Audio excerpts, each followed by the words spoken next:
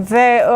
si shihni faktin që partitë opozitare kanë munguar në këtë seancë, zotëri Mujaj, as LDK, as PDK, as Aleanca për Ardhmërinë e Kosovës nuk ishin pjesë e kësaj seance, të paktën të ishin pjesë e diskutimeve, të kishin mundësinë që edhe ata të përgjigjeshin në deklaratat e Kurtit, në deklaratat e Konjufcës, sepse ishin mjaft të forta dhe ishin mjaft goditëse,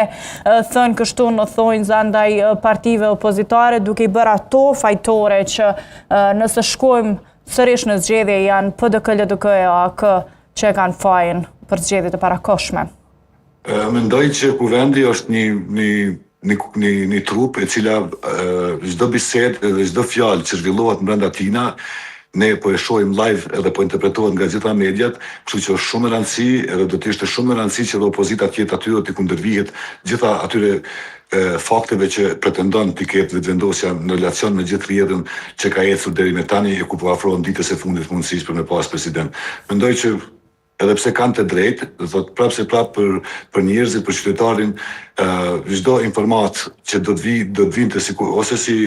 element kundërshtimi ndaj fjalimit të zotit kryeministër dhe zotit Konjufca, të ishin pak më bindës në atë se kuvendi kish me mujt m'ja u afru, nëse këta do të ishin pjesë e seancës, kish me mujt m'ja u afru që ato si qytetarët me ditë pak më shumë, se në këtë rast qytetari po e din praktikisht vetëm një në anë ato që ka pa në seancë dhe jo të gjithë ato që do duhesh të shihim së bashku me të gjitha partitë tjera që këtë rast janë në opozitë. Dhe më duket, zotri Mujaj, qëndro bashkë me mua dhe gjithë shikuesit e gazetës, më duket se zonja Kolçaku është duke folur në